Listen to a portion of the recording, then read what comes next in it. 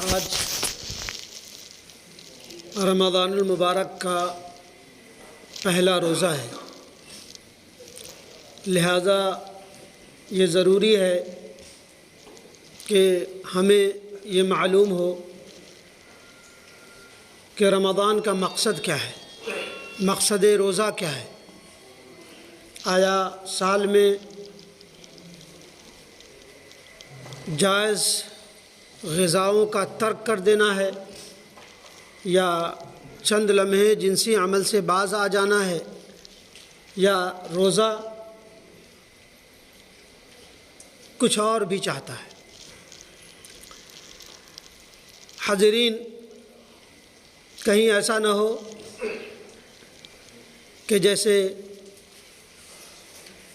ہمارا یہ روزہ بھی روایتی روزہ بن کر کے رہ جائے۔ جیسے آتا ہے انسان 70-80 سال تک زندہ رہتا ہے، روزہ بھی رہا، نمازیں بھی پڑھی، اور وہی چال، وہی عادت، وہی بے ڈھنگی جو پہلے تھی وہ اب بھی ہے۔ تو روزہ کا مقصد یہ قطعاً نہیں ہے۔ نبی اکرم صلی اللہ علیہ وسلم نے فرمایا، اگر انسان کا رجحان نہ بدلے، اس کے عادت و اطوار میں کوئی تبدیلی نہ آوے، یا اس کی فکر میں کوئی انقلاب نہ آئے، تو ویسے روزے دار کو صرف بھوک اور پیاس کے سے رک جانے کے سوا اسے کچھ بھی نہیں ملتا۔ حاضرین، قرآن مجید میں اللہ تبارک و تعالیٰ نے جو بھی عمل بتلائے ہیں، سب کا جزا اور اجر کا بتا دیا ہے کہ فلاں کرو گے تو ایسا ہوگا، فلاں کرو گے تو ایسا ہوگا۔ روزہ کے بارے میں کہا الصوم لی وانا اجزی بھی، کہ روزہ میرے لیے ہے اور میں خود اس کا بدلہ دوں گا، میں جانتا ہوں اس کا بدلہ کیا ہے۔ تو روزہ کی وہ اہمیت ہے کہ اللہ تبارک و تعالیٰ قرآن مجید میں فرماتا ہے لعلکم تتقون، تاکہ تم تقوی والے بن جاؤ، پرہیزگار بن جاؤ، اللہ سے تمہاری لو لگ جائے۔ حاضرین، کہیں ایسا نہ ہو کہ یہ روزہ پھر ہم سے ضائع نہ ہو جائے، برباد نہ ہو جائے، بیکار نہ ہو جائے۔ روزہ ہے اللہ سے اپنے آپ کو لو لگا لینے کا نام ہے، اللہ کو راضی کر لینے کا نام ہے۔ 11 مہینوں میں بشری جو تقاضے ہیں، اللہ تبارک و تعالیٰ نے کہا ہے کہ انسان بہت وہ لکی انسان ہے، بہت خوش قسمت انسان ہے جو وہ گناہوں بھی کرتا ہے اور توبہ بھی کرتا ہے، اور میں اسے معاف بھی کر دیتا ہوں۔ انسان 100 بار گناہ کرے اور معاف کرتا ہے، تو اللہ کو راضی کر لینے کا نام روزہ ہے۔ ورنہ یہ روزہ صرف تراویح کی بھیڑ، برساتی جیسے، یا افطاری اور سحری، اس کے علاوہ بعد انسان کو کچھ بھی نہیں ملتا۔ غذائیں تو ہم 12 مہینے کھاتے ہیں، اگر رمضان میں بھی صرف غذاؤں میں لگے رہ گئے، طرح طرح کے ڈشز پکانے میں، کھانے میں، کھلانے میں، تو پھر یہ روزہ کا مقصد ہرگز نہیں ہے۔ روزہ ہے اپنے آپ کو اللہ تبارک و تعالیٰ کے مطابق زندگی گزارنے کے لیے ڈھال دینے کا نام روزہ ہے۔ روزہ آنکھ کا ہے، روزہ ہاتھ کا ہے، روزہ پاؤں کا ہے، روزہ دماغ کا ہے، روزہ دل کا ہے۔ ایسا نہیں ہے کہ روزہ صرف پیٹ کا نہیں ہے، بلکہ روزہ آنکھ کا بھی ہے کہ وہ کوئی ایسی چیز نہ دیکھے جس سے اللہ تبارک و تعالیٰ ناراض ہوتا ہے۔ روزہ صرف پیٹ کا نہیں ہے، بلکہ روزہ زبان کا بھی ہے کہ کوئی کسی کے لیے برے الفاظ نہ بولے، کسی کو دکھ نہ پہنچائے۔ کسی کو اگر دکھ پہنچا دی، کسی کی غیبت کر لی، کسی کی چغلی کر لی، کسی کے تعلق سے برائی کہہ لی، روزہ ختم۔ روزہ دل کا بھی ہے کہ دل میں جو شرارے اٹھتے ہیں اس کا جو سارا مسکن اور مرجع اللہ تبارک و تعالیٰ کے بتائے ہوئے مطابق درکنے لگ جائے۔ روزہ دماغ کا بھی ہے کہ دماغ میں کوئی چیز ایسی ویسی بھٹکنے نہ پائے۔ اللہ تبارک و تعالیٰ کی یہ کرم فرمائی ہے کہ جو دل میں اٹھتے ہیں، جو دماغ میں اٹھتے ہیں، جب تک کہ انسان کرتا نہیں ہے اس کے اعمال میں لکھا نہیں جاتا وہ برائی، اور جب سوچ لیتا ہے اچھائی تو اس کی اچھائی لکھنے اللہ تبارک و تعالیٰ لکھ دیتا ہے۔ یہ رب کریم کی وہ، لیکن روزہ کا مقصد یہ ہے کہ دل و دماغ آپ کا پاکیزہ ہو جائے، دل آپ کا اللہ کے لیے بالکل سپرد کر دے انسان۔ روزہ اس لیے ہے کہ انسان 11 مہینے جو حرکات کی ہے، جو قدم ڈگمگائے ہیں انسان کے، اس سے اپنے آپ کو بچا لینے کا، پاک و صاف ہو جانے کا نام روزہ ہے۔ اللہ تبارک و تعالیٰ نے فرمایا کہ یا ایھا الذین آمنوا کتب علیکم الصیام کما کتب علی الذین من قبلکم لعلکم تتقون، تاکہ تم متقی ہو جاؤ۔ اے لوگو، ہم نے تم پر روزہ فرض کیا جیسے پہلے لوگوں پر فرض کیا تھا، وہ اس لیے تاکہ تم متقی بن جاؤ، پرہیزگار بن جاؤ، اور سادہ زبان میں تمہاری لو اللہ سے لگ جائے، تمہارا تعلق اللہ سے مضبوط ہو جائے، اللہ کو راضی کرنے کی فکر اپنے اوپر بالکل وہ کر لو۔ روزہ، ایک روزہ کا چھوڑنا، نبی اکرم صلی اللہ علیہ وسلم نے فرمایا کہ کوئی شخص ایک روزہ اگر جان بوجھ کے چھوڑ دیتا ہے، پوری زندگی اگر اس کی بھرپائی کرنا چاہے، پوری زندگی روزہ رکھتا رہ جائے، اللہ تبارک و تعالیٰ اس روزے کا بدل نہیں دے سکتا، اس کی بھرپائی نہیں ہو سکتی، اس کی کمیاں کوتاہیاں پوری نہیں ہو سکتی۔ روزہ کی وہ اہمیت ہے۔ بہت سارے اللہ کے بندے، صحابہ کرام، تابعین، تابعین سے یہ بات ہے کہ کہا کہ خوابوں کے ذریعہ اور اس کے ذریعہ کہ اے بندے، تم نے روزہ رکھا ہے، کیا 1000 درہم کے بدلے تم اس روزے کے ثواب کو وہ کرنا چاہتے ہو، بیچنا چاہتے ہو؟ پھر کہا کہ کیا 10,000 درہم یا 10 لاکھ درہم کے بدلے کیا تم ایک روزے کا بدلہ بیچنا چاہتے ہو؟ کہا نہیں، ایک چیز ہے جس کے لیے ہم روزے کو بیچ سکتے ہیں، وہ ہے اللہ کا دیدار۔ یہ روزہ ایک ایسی اہم اور عظیم ترین چیز ہے کہ جس کی ہم اپنی زبان سے بیان نہیں کر سکتے کہ روزہ کے کیا ہے۔ حاضرین، جو جیسا کہ روزہ اللہ تبارک و تعالیٰ نے بتا دیا کہ صوم لی وانا اجزی بہ، روزہ صرف پیٹ کا نہ ہو، روزہ صرف زبان کا نہ ہو، صرف آنکھ کا بھی ہو، پیٹ کا بھی ہو، کان کا بھی ہو، ہاتھ کا بھی ہو، دماغ کا بھی ہو۔ اللہ کے نبی صلی اللہ علیہ وسلم نے ایمان، سب سے قیمتی شے کیا ہے؟ ایمان کامل، تہجد اور رمضان کا روزہ، گرمی کے روزے اس میں بھی۔ اللہ تبارک و روزہ صرف بھوک اور پیاس کو برداشت کرنے کا نام نہیں ہے۔ آج ہمارا روزہ تو بڑا سرد میں گزر رہا ہے، تو 4 سال 10 سال سے۔ گرمی کے روزے کے تعلق سے فرمایا کہ عصر کا روزہ کا وضو ہو، انسان اپنے منہ میں پانی، میٹھا پانی، تر و تازہ پانی رکھتا ہے، اور صرف اس للک میں کہ میرا رب ناراض نہ ہو جائے، وہ اندر نہیں نگلتا۔ روزہ اس چیز کا نام ہے کہ روزہ، کہا کہ اگر کوئی شخص رمضان کے روزے اور وہ گرمی کے روزے رکھتا ہے، صرف اللہ تبارک و تعالیٰ اپنے فرشتوں سے کہتا ہے کہ دیکھو یہ میرا بندہ گرمی کی شدت کو برداشت کرتے ہوئے، ایسا نہیں ہے کہ اس کے پاس کھانا نہیں ہے، اس کے پاس پینا نہیں ہے، اس کے پاس لذیذ اور اچھے اچھے پکوان نہیں ہیں، صرف میری خاطر یہ روزہ رکھتا ہے۔ دیکھو تو صحیح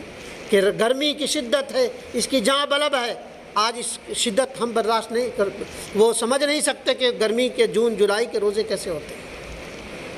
کہ وضو کرتا ہے، دیکھو میرا بندہ صرف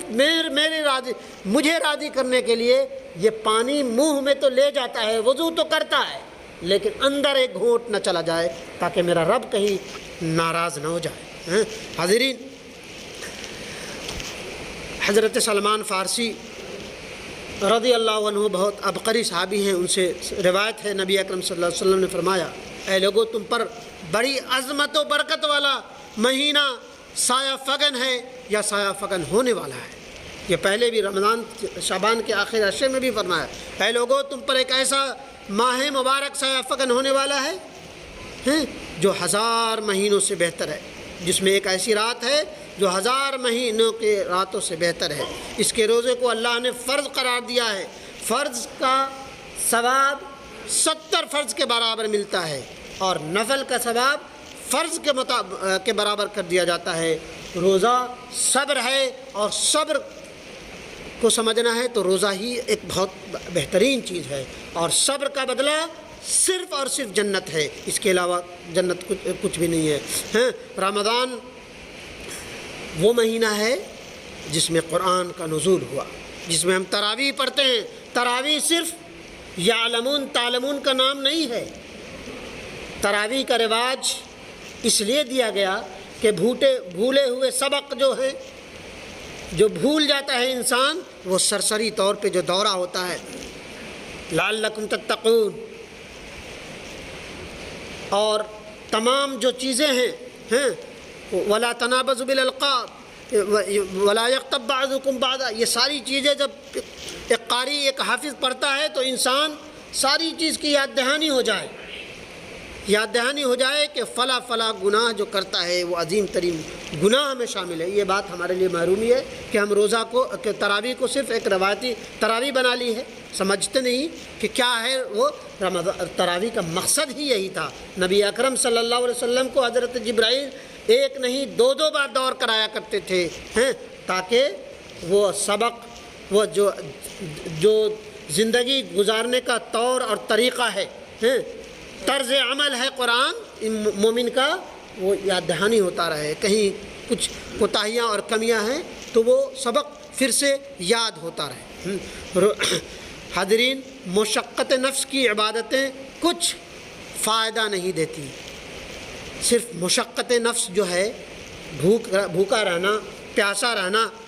یہ کوئی چھوٹی موٹی بات نہیں ہے۔ مشقت میں اپنے آپ کو ڈالنا